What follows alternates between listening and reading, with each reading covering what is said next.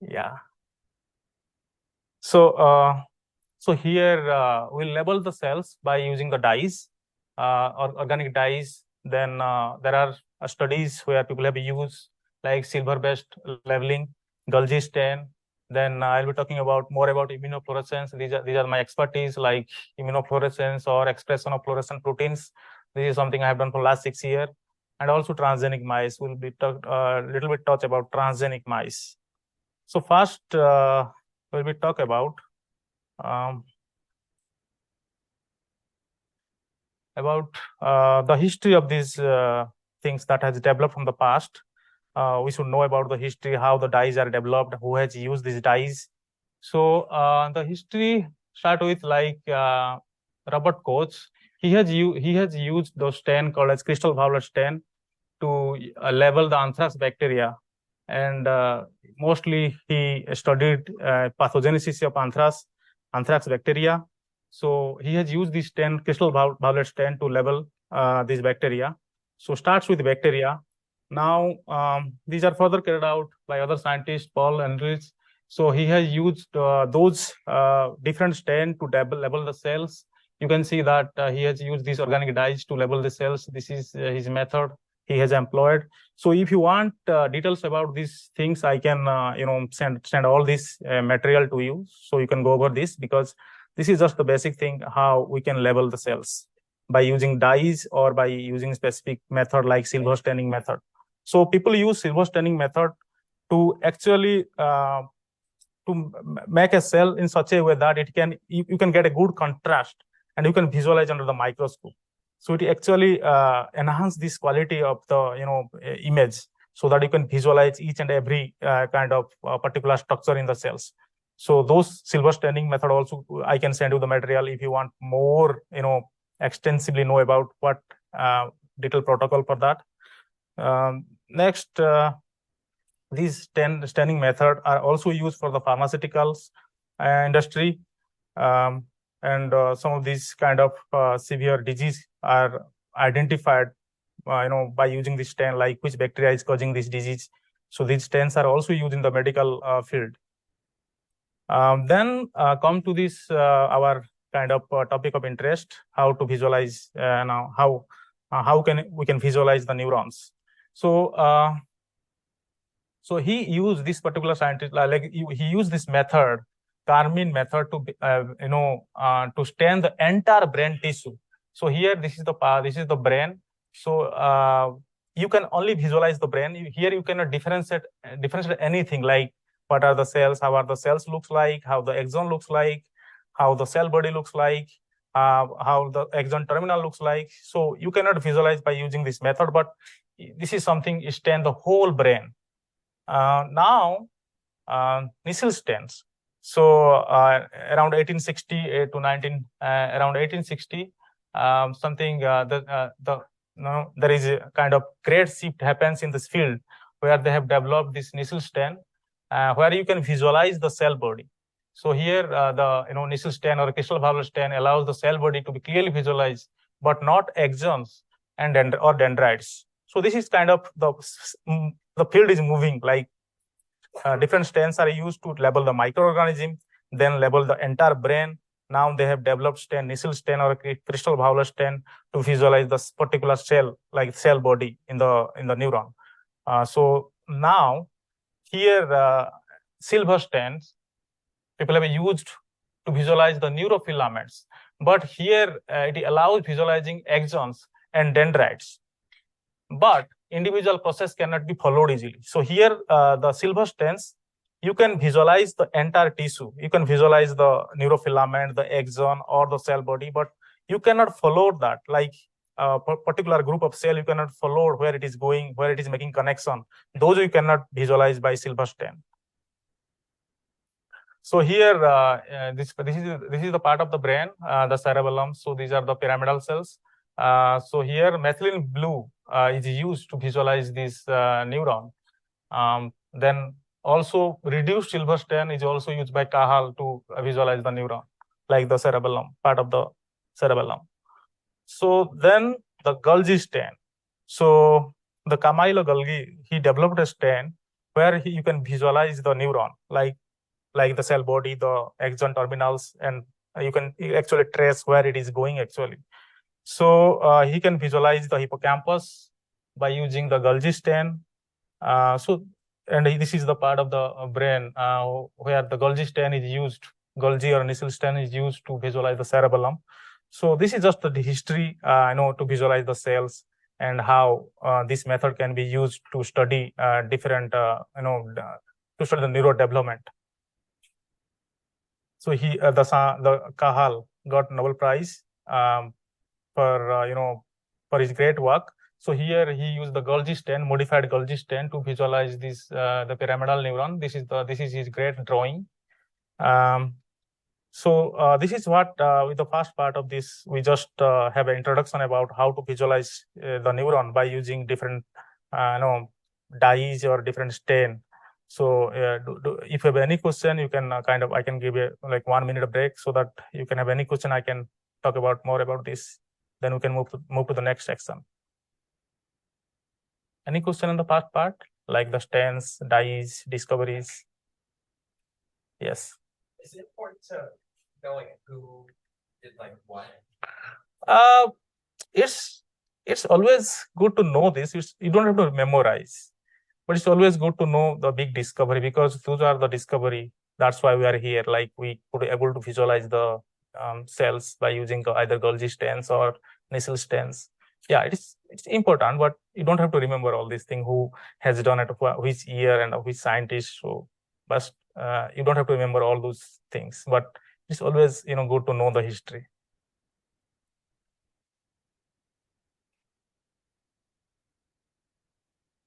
So now I'll be talking about the second part, where I'll be talking about the track tracing. Here, track tracing means, so suppose you want to inject particular thing in a particular part of the brain. Suppose sample A you want to inject. You want to see whether they are in which direction they are going, whether they are going in forward direction or backward direction. So you want to track that molecule.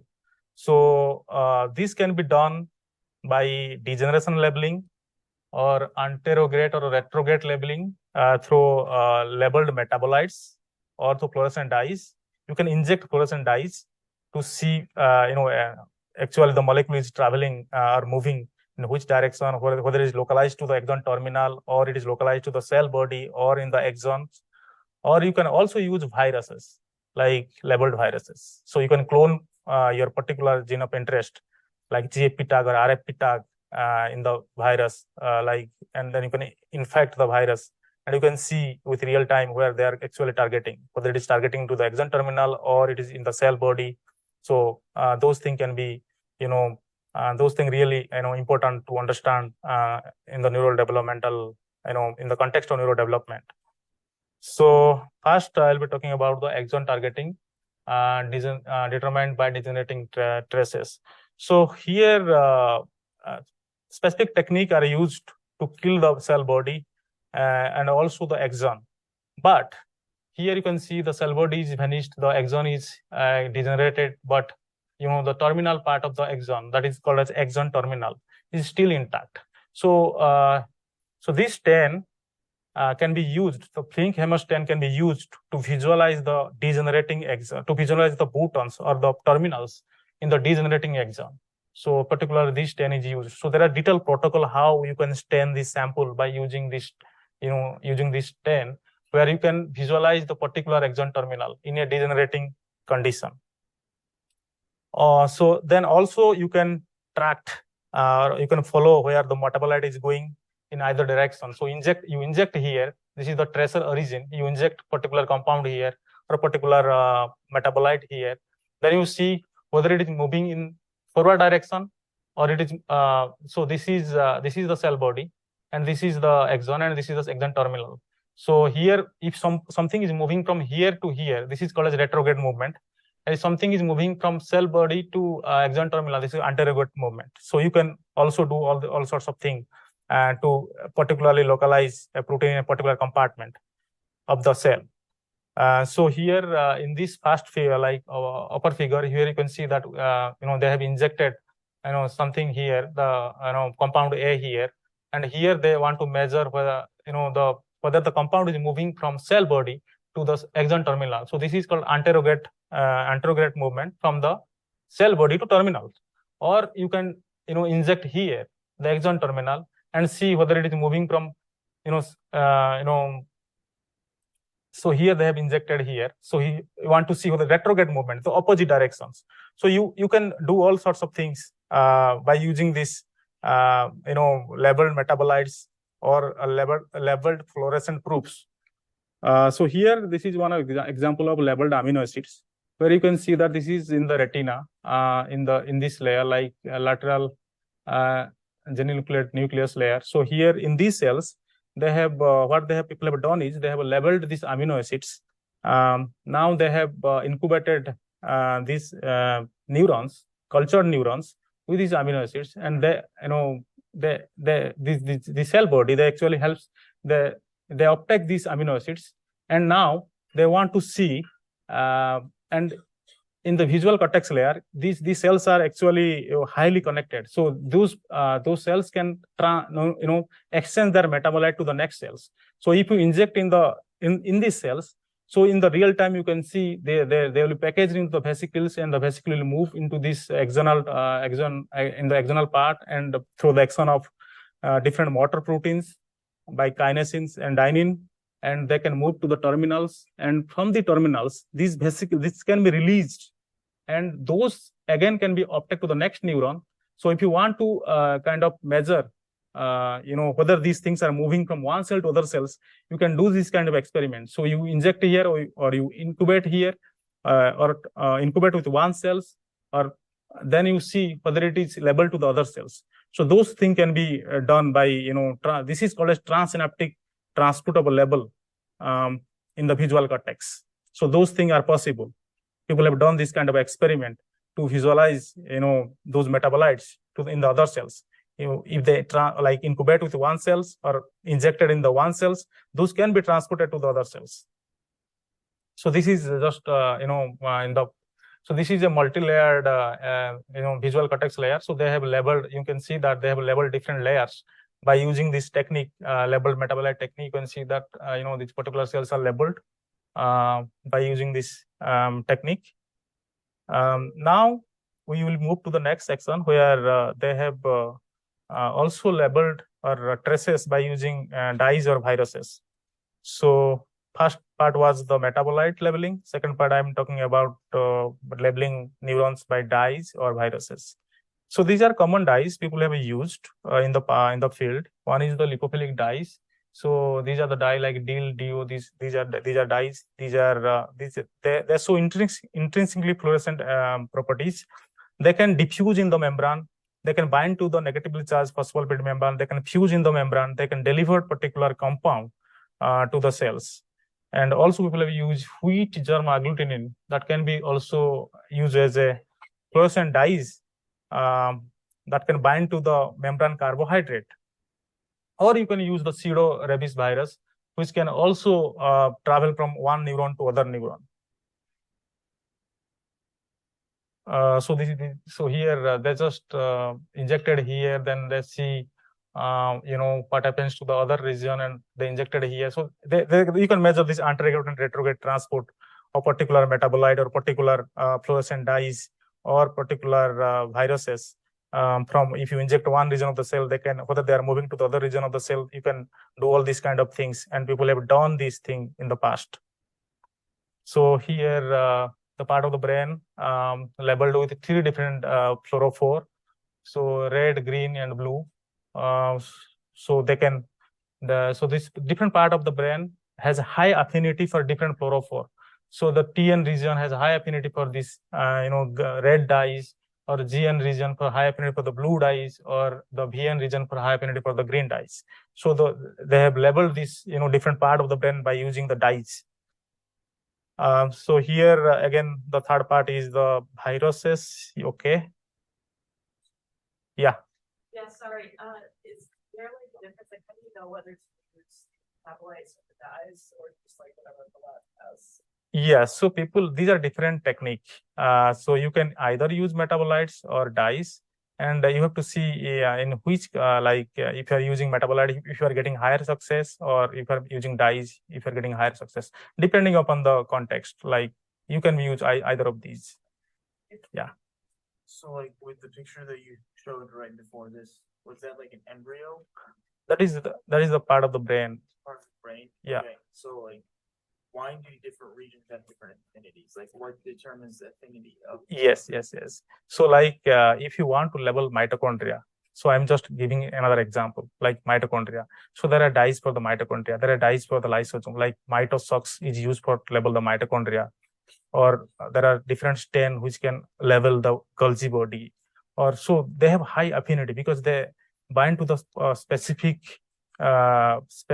protein or specific lipids in the cells. So dyes are designed in that way. So mitochondria rich with one particular type of lipid, or Golgi body is rich with one particular type of lipid. So they are designed according to the according to the composition of the membrane or composition of the particular region.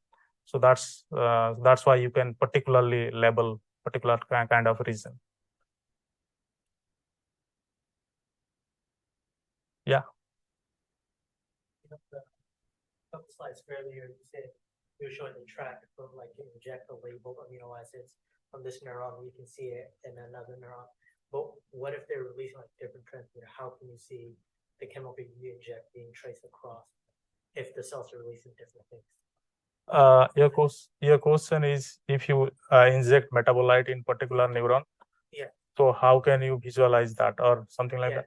Like you have to inject the like neurotransmitter that neuron is releasing, or if you inject something that isn't that, how can you visualize it jumping from one cell to another? So this is not the neurotransmitter that they have used for the labeling. They have used some metabolite, some kind of compound. That's just being Yes, yeah.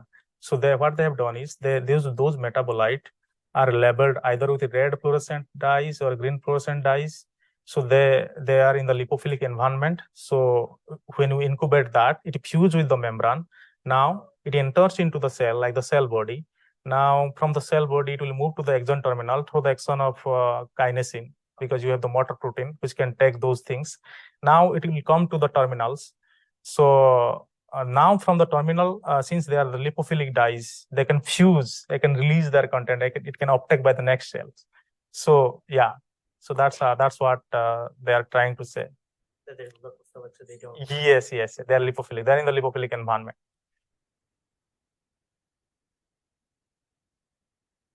So here they have they try to map the circuit by using the virus.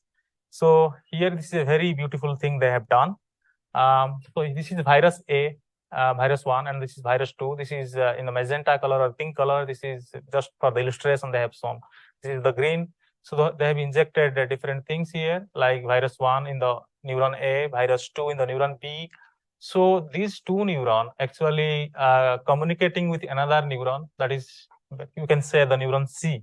So what they have done is, so the virus 2 is transported to the cell body, and now this is again connection with another exon terminal from cell C. So here it transported the green thing to these cells, the C cells. Now virus 1 is transported to the cell C. So now you have expression of both the viruses, like virus 1 and virus 2 in these cells, in the third cells. So these third cells expressing both the viruses 1 and viruses 2. What it is doing again, because of the retrograde movement, the virus is the green thing is transported to the red, and the red thing is transported to the green. So you have this kind of communications. Got it? So here virus 1, magenta color, virus 2, green color. These are two different cells. They have injected differently. So now this is another cells, another neuron. So these viruses transported to the next neuron through the anterograde movement, and again this is transported to the next cell through anterograde movement. Now you have expression of both the viruses 1 and viruses 2 in these cells, and those viruses again transported to the next respective cells through the retrograde movement. So this is kind of thing people have done this kind of thing in the field. So you have two different kind of promoter, different kind of tag attached to these viruses. Like here, this is a LAGG tag and this is EGFP tag, where you can visualize this is in different color, this is in different color, they are with different promoter. So this is the example just in the lab. So here with one viruses, tag is beta galactosidase, and this is EGFP. So here you can see the cell is expressing both the things like green and red. And what I am trying to highlight is when they expresses both the things like viruses 1 and viruses 2, and those viruses can be moved to the respective cell through the retrograde movement, right? They can transport different things to other cells. So that is something that I want to highlight, anterograde and retrograde movement of the particles in the neuron. Those kind of thing people see, like those kind of thing happens in the neuron. So you can actually you can trace the the circuit by using this technique. So the third part that I'll be talking about, what are the cells making? If you inject particular gene, or you transfect particular gene to the cells, then what does it do? Or you remove particular gene from particular cell, what does it do? Whether is there any perturbation of particular function? So those can be studied by using this technique. So we can know the expression of particular gene by using polymer PCR. So there are different kind of PCR. So I'll be talking about soon, like real-time PCR. You can measure the expression of particular gene by using real-time PCR technique. You can clone the gene. You can express particular gene of interest under particular promoter, like you can express GFP tag. You can tag your gene with GFP or RFP, the red fluorescent proteins, or you can know the expression of gene by using RNA-seq, the RNA sequencing. You can do in situ hybridization to know expression of particular protein, or you can do antibody labelings, which this is my expertise. So I have done a lot of immunohistochemistry where you can visualize particular protein in the cells, or by immunoblotting or Western blotting technique, where you can know how much protein is produced. So this is you guys all know this is a snapshot of PCR, where you have this machine and you have different temperature which are regulated by the machine. So you have to denature the double-stranded DNA, so with 98 degrees centigrade. So these are already programmed.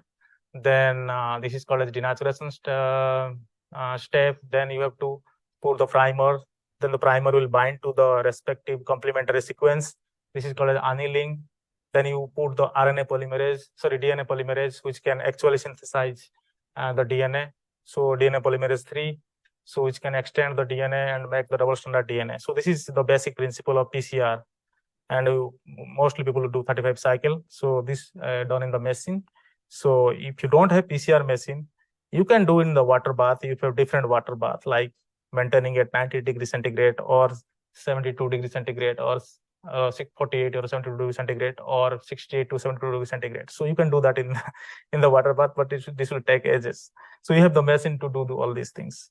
But the thing is that if you want to measure how much protein or how much the gene is expressed in a particular part of the particular region of the in the brain or particular region of the cell, or sorry, in the particular tissue, you can do that by using by measuring how much mRNA is produced by using a technique called as real-time PCR technique.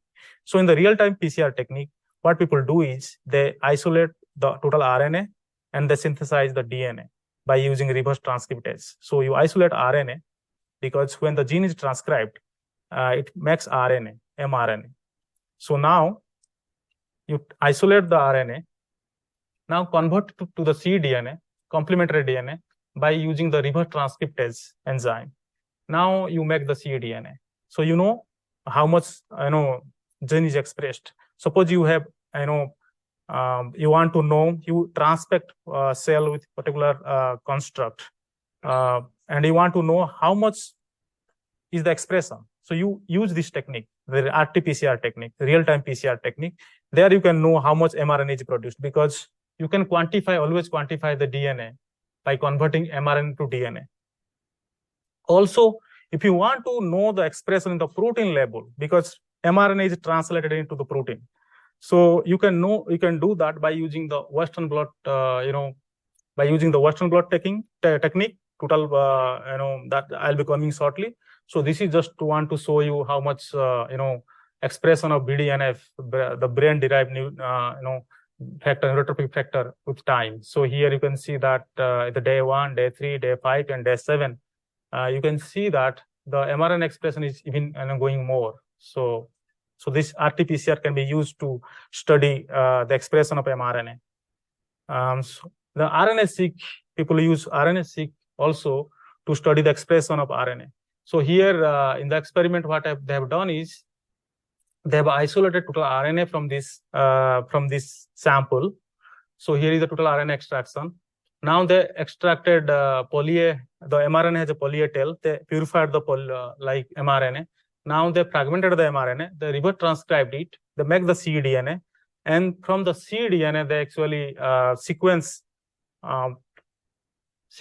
what are the sequence present in this mRNA. If you want to know what are the sequence present in the, suppose you isolate different sample from the environment, you want to know how much is the different kind of how much is mRNA present from the different species. Suppose you want to know you have different sets of mRNA in this fish or in the virus or in the fungus. So you want to know what are the in my mRNA, what are species are present. You can do all these things by using this technique, the RNA-seq technique. Just extract the mRNA, convert to cDNA, and do the RNA sequencing. And you have this database where you can align the sequence. You can know that this mRNA from this species, this mRNA from that species. So you can do that by using RNA-seq technique.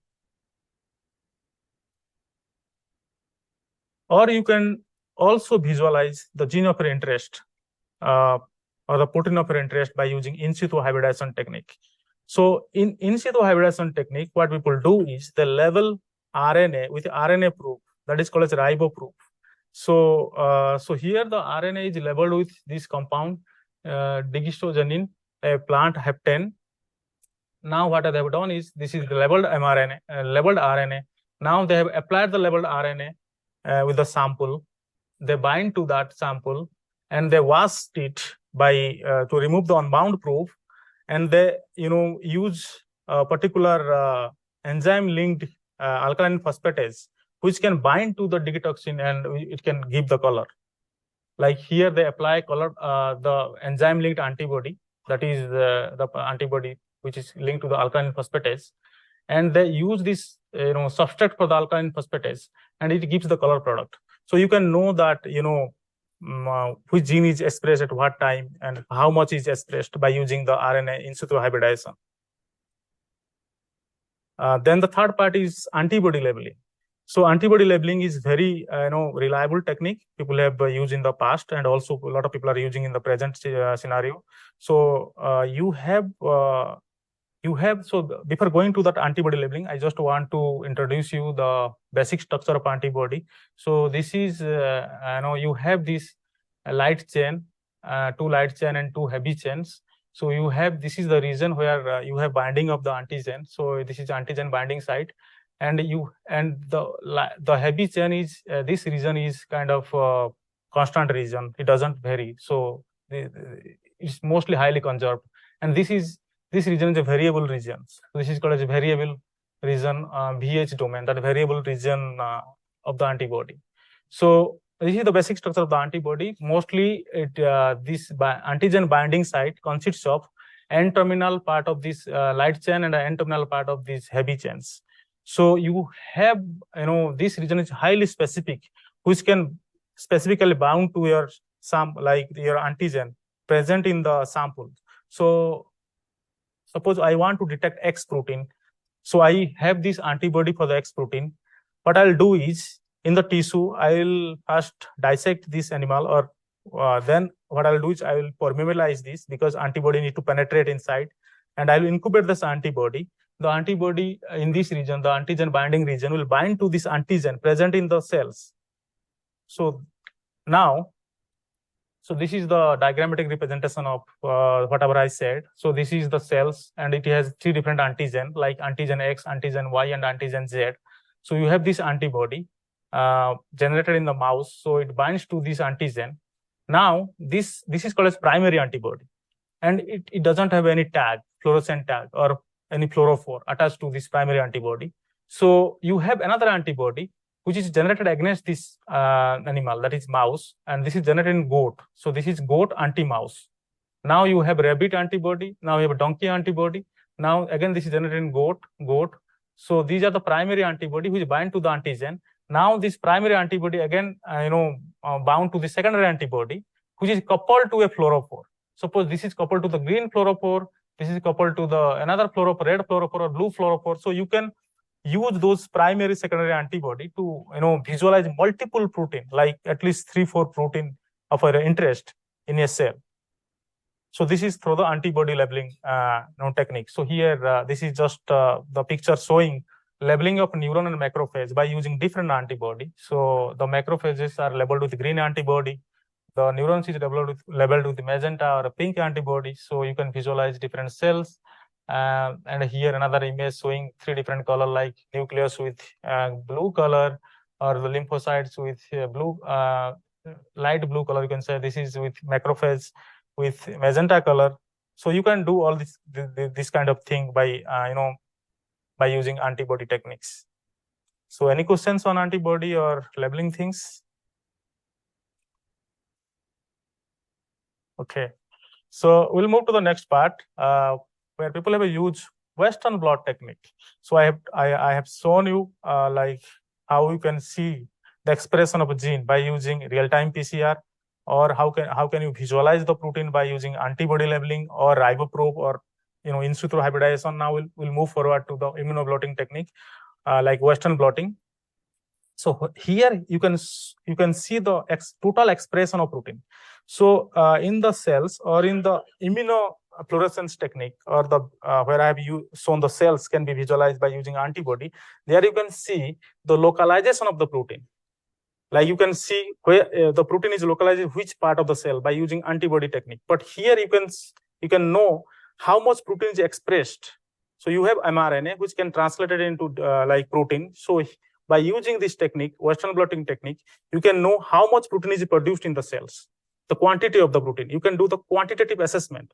In the imaging technique, you can use the qualitative assessment. Here you can use the quantitative assessment by using the Western blotting technique. So here, you extract the total protein, then you have the gel, the polyacrylamide gel electrophoresis. So here you load your sample here. Then this is highly porous.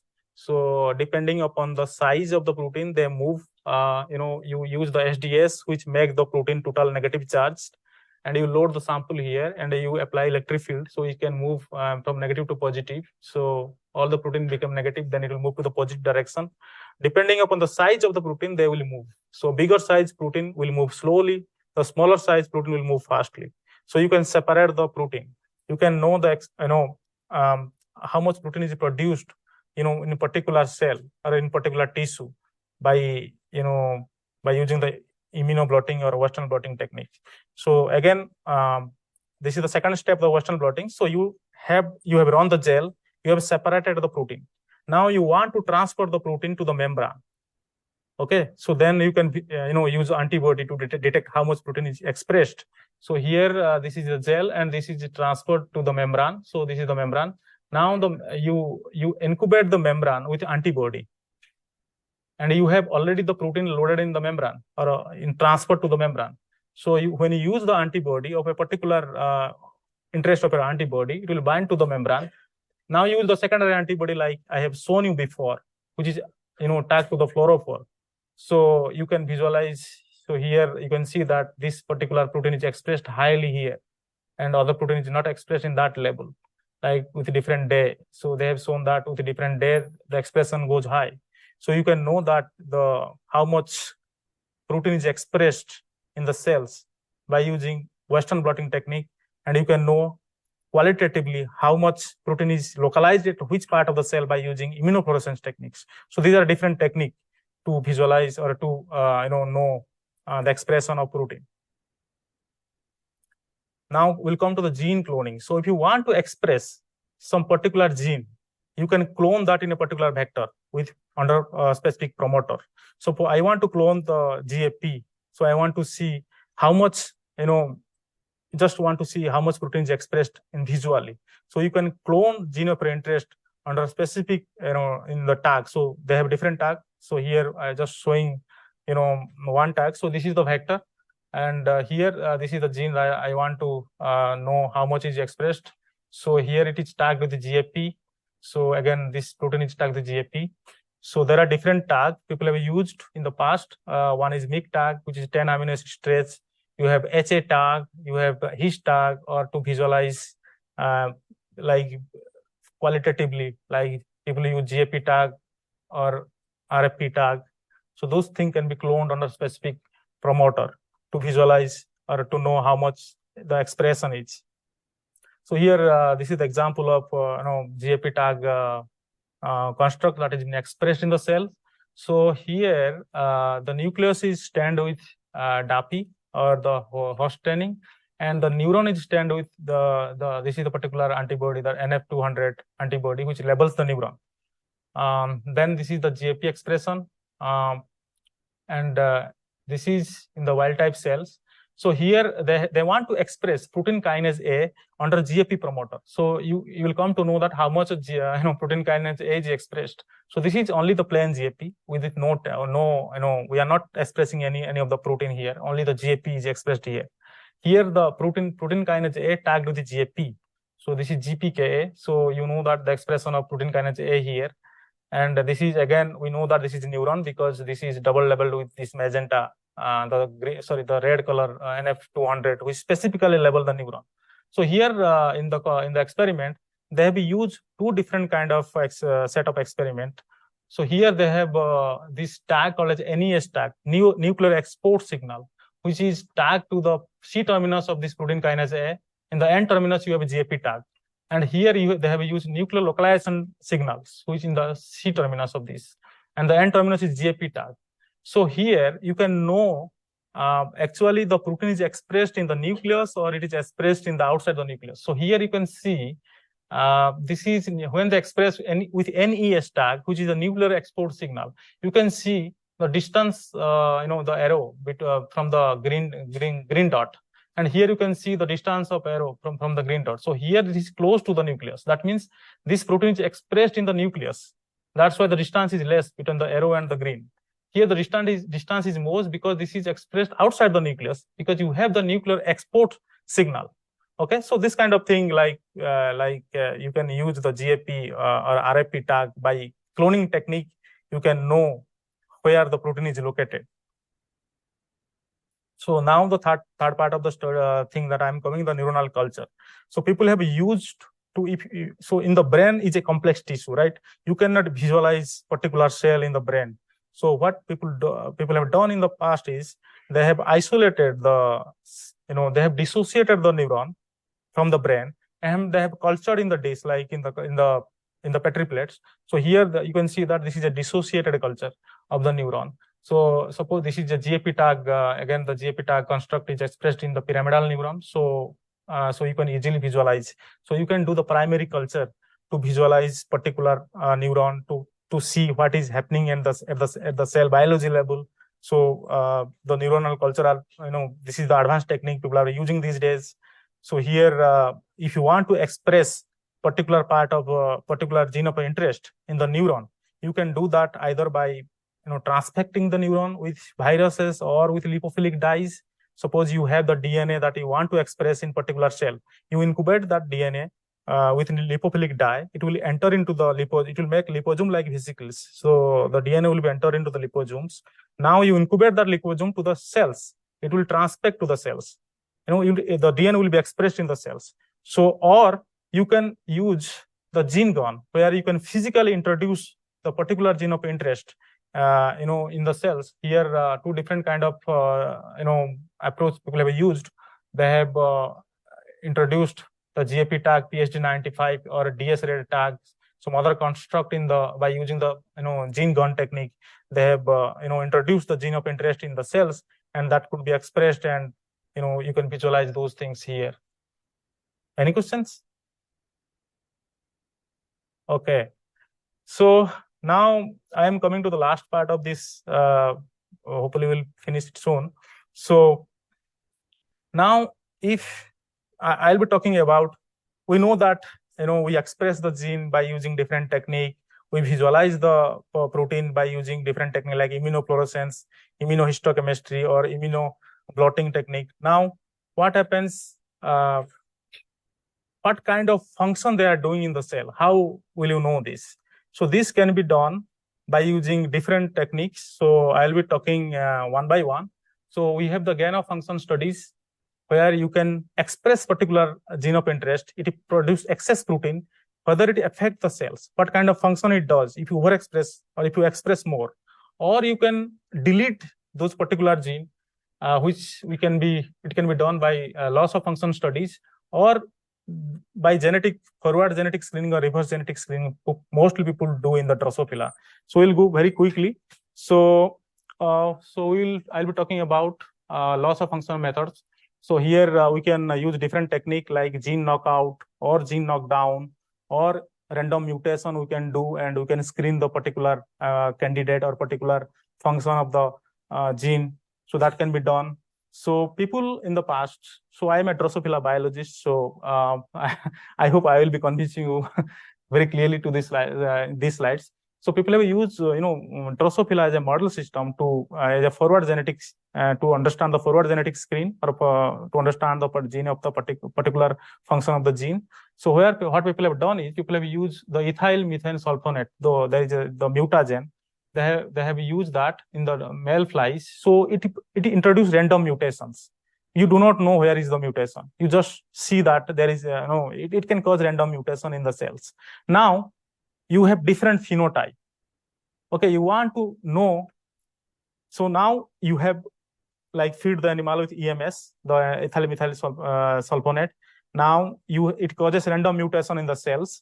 Now you have different, you cross that with, so this male is crossed with female flies. So you have generation of the progeny, you have F1 generation, you have various populations of the Drosophila.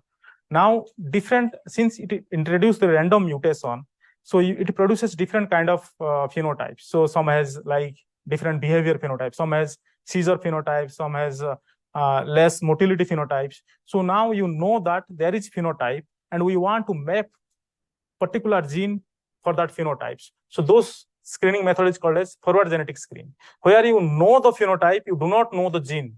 So you want to map that gene. That is called as forward genetic screen. So that can be done by using this method, or by using RNA interference, where you can produce this short siRNA by using different method. So here you can also introduce, you can clone the gene of interest for the siRNA. So it can produce siRNA.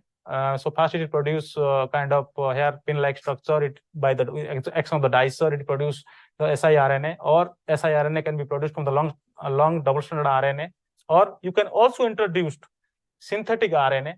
So it binds to this, it forms a RISC complex, RNA-inducing silencing complex. So since it has a complementary RNA, it will bind to the messenger RNA. So with the action of this RISC complex, this messenger RNA can be degraded. So you can do silencing studies by using this technique, RNA interference technique. And this is extensively used mostly in Drosophila or in zebrafish or in mouse model. People have used this to silence the particular gene of interest by using the forward genetic screen approach. So this is another approach to produce, this is miRNA approach, which can also silence the gene.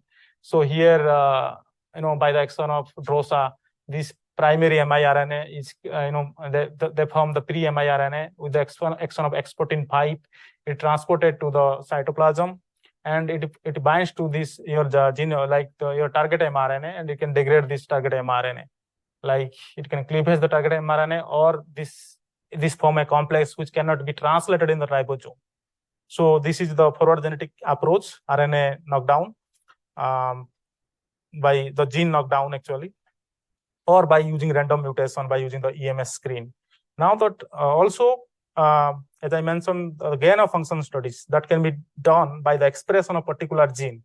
So here people have used made the transgenic flies or a transgenic mouse.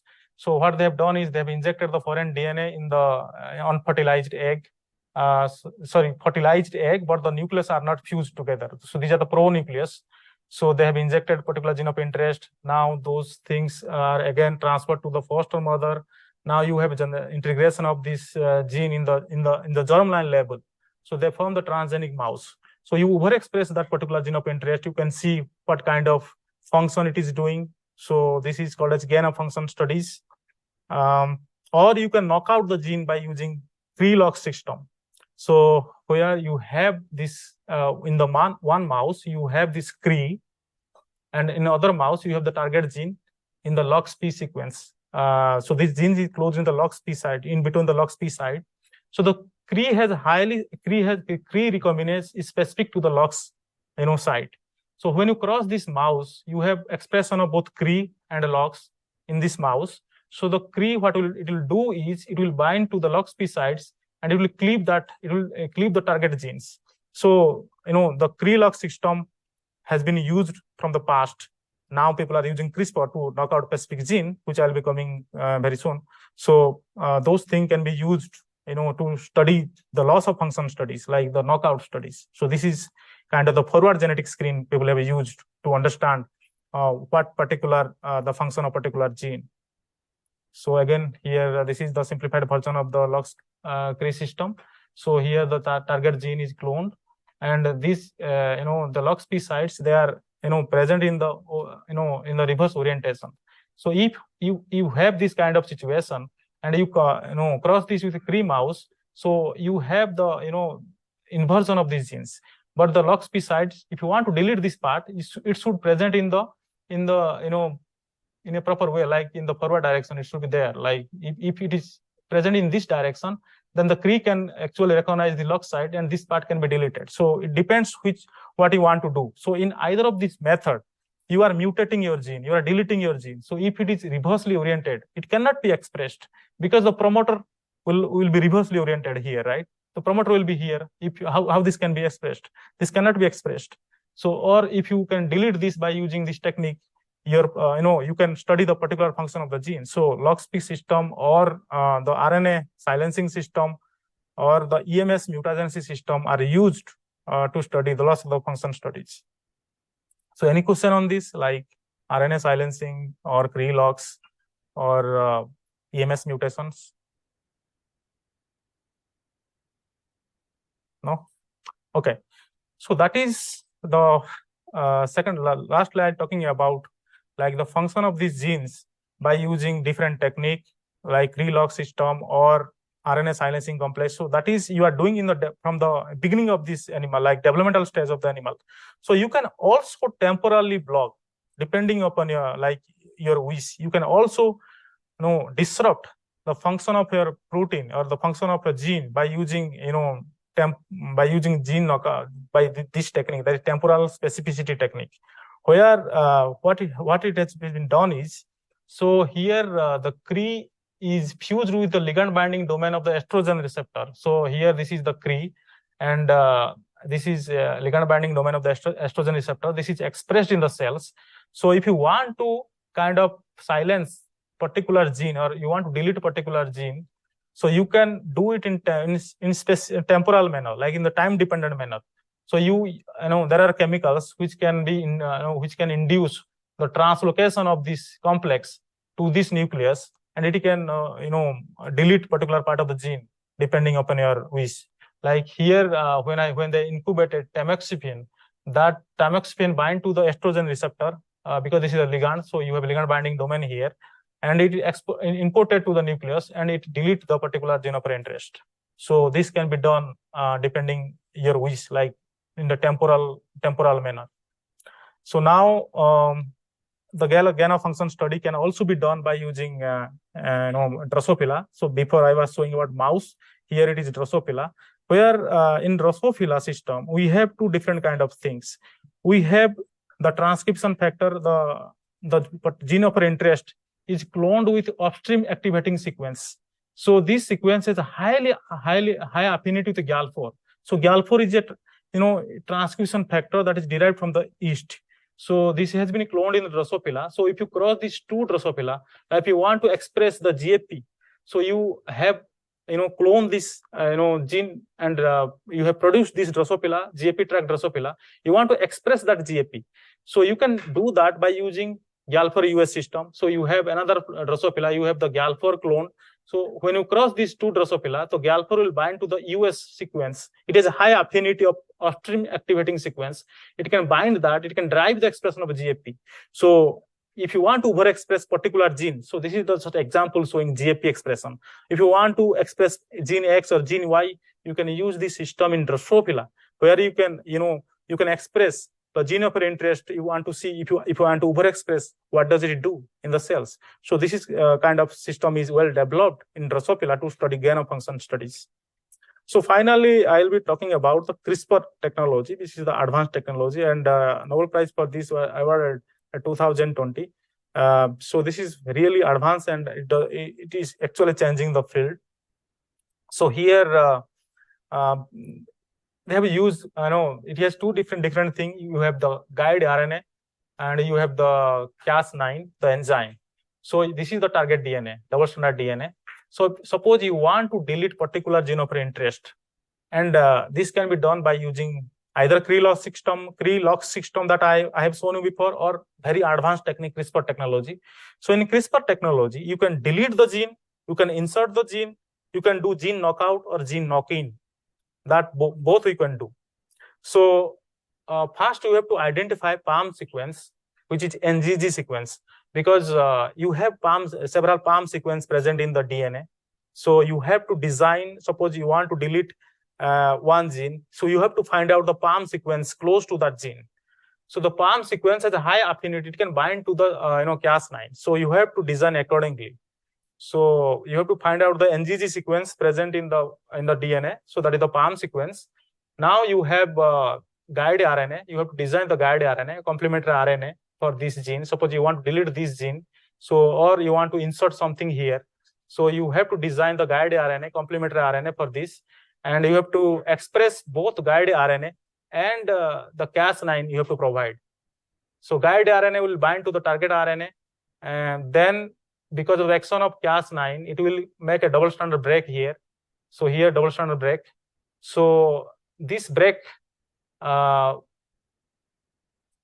be, so if you have this break, you can either insert gene of interest here, so that the gene that you want to disrupt can be disrupted. Suppose I want to insert X here. So now, since I have introduced X here, like the yellow color you are seeing here, so you are introduced a new mutation. So now this protein that is being produced before will not be the same protein. It will be different protein. So by using this technique, you can do, by CRISPR technique, you can introduce new mutation, or you can, delete the particular genes. So this can be done by using non-homologous end joining or HDR technique. So if you want more information about this, since the class is very short, I cannot go over these things. So I can send you the material.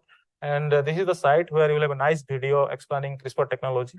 So the main thing in the CRISPR is you have the guide RNA. You have to find the PAM sequence in the target DNA.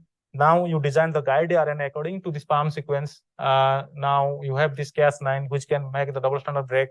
Now you have the deletion or insertion according to your wish you can do. So you have these two websites where you have this nice video explaining CRISPR technology. So that's all about today. If you have any questions, let me know, or I can kind of go over this.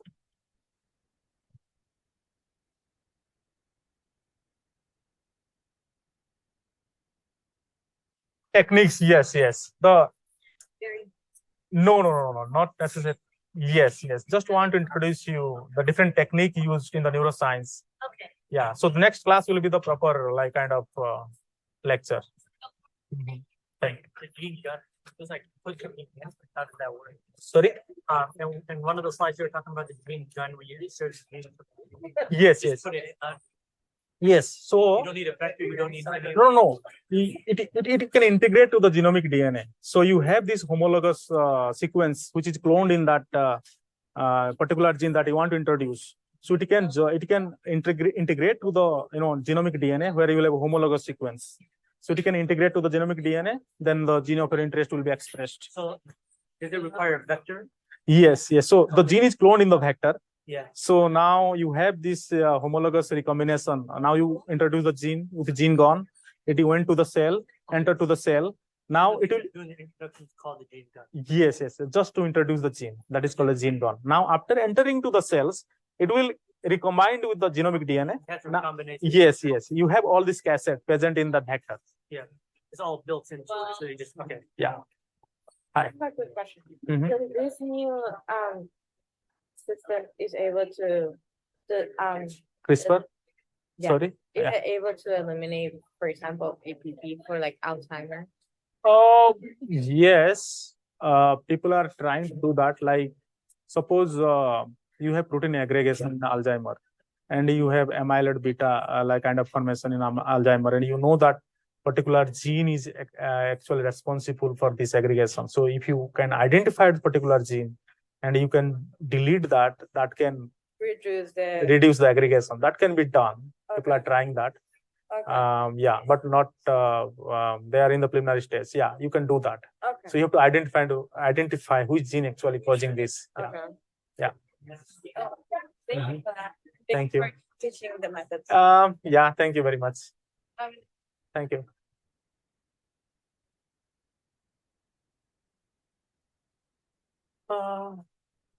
Oops, I see. I would-